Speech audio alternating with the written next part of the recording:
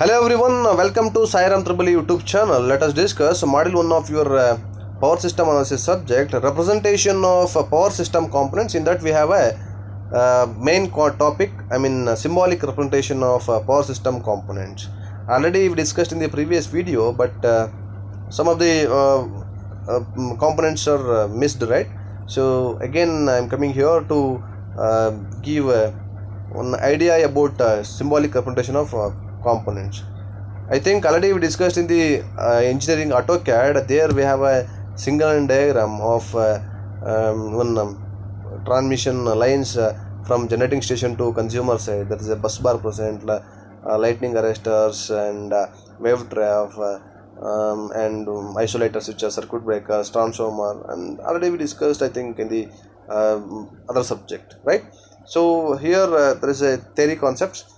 This one is a line, okay. Transmission lines symbol is like this, just one line, and then circuit breaker which break the circuit when fault occurs. At what time fault occurs? How exactly fault occurs based on the circumstances and based on the situation, right? So if suppose circuit occurs, fault occurs, automatically current reaches the limit, automatically it will break the circuit, right? This is another one symbol. Why I have given two diagrams for some different components, because in the examination they'll ask like this or like this, so you should understand. And next there is a rotating transformer. Rotating transformer, either it may be a generator or motor, everybody knows. One thing I'll tell you, at the end of the video I'll be giving task. You have to draw the diagram by pausing the video, right? You do it at the end of the video. Next, two winding transformer. See here, why? Because this concept is common for all the modules. So your topics are model, all the model topics are based on this symbolic representation of power system components. Not only this subject, in the 7th semester you have a computer technique in power system or power system analysis too. There also we want these component, power system components. It's a continuation. It's a practically it is useful, this subject, particularly if you are visiting any power stations or substations. They're using one board, and then they'll draw one diagram, single diagram of that substations or whatever. So this is a depth, a core subject of your electrical engineers, right? So this is a 2-winding transformer. This one is a 3-winding transformer. For example, you can say this is a step-down transformer nearby your home, right? So there is a H pole mounted substation. Another symbol is like this. 2-winding transformer symbol is like this. This one is CT. CT is for to measure high current. So don't compare with that power transformer and current transformer. But working is same, but output is different. Output is different in the sense application is different. So power transformer, power is transferred from primary to secondary, but CT, which measures high current for the relay, because see, CT measures normally it will be connected to like residual current circuit breaker. So CT is like a sensor, so it measures current. Normal working condition it will not affect, and then if suppose abnormal condition occurs, automatically CT will energize. That energized signal goes to relay, and then relay will send the signal to the circuit breaker. So circuit breaker initially contact position will be there on condition, closed condition. So if suppose fault occurs, automatically that plunger will be open, right? So that is CT. And then PT, potential transformer, which is used to measure the high voltage in the transmission lines, and then in the power system components, it is usually connected to bus bars, because 66 kV or 11 kV bus bars. This one is PT is for measuring high voltage. Keep it in your mind. This is also another symbol. And next is the three-phase delta connected system. So don't confuse where we are using delta, where we are using star in the power system components or power system analysis. So delta, either it may be in the generator winding, or whatever transmission from the generating station to your home, because only 3 lines will be there, right? So star is also like transmission as well as distribution. See here, delta is not possible to connect neutral, right? So, and next one is a star, and then star is grounded. This one is our application, right? So one R neutral you connect, you will get 230 volts. If you connect RYB neutral, you will get three phase output. See, another one is three phase star connected with a neutral grounded through a reactor. This is a reactor, okay? So reactor, and it is a grounded, and a three phase star neutral grounded through the resistor. This is a through resistors, okay? It is connected.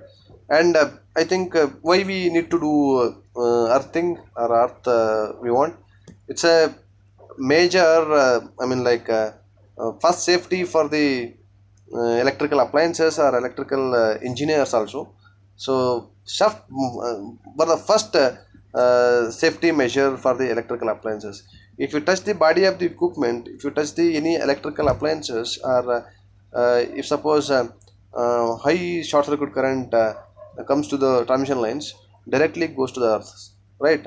Suppose for example I'll tell you, if suppose if you are using TVs or other domestic appliances, if suppose short circuit occurs, heavy current coming from the this one transmission lines, what happens, the either the equipment will damage, or so whole circuit will damage, or equipment will not damage, and then it will be normal working condition.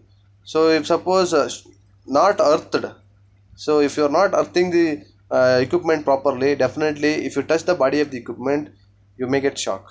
So earthing is a must for every electrical appliances. Let's move on to the task. You have to draw the diagram. Just pause the video and draw the diagram of these components, right?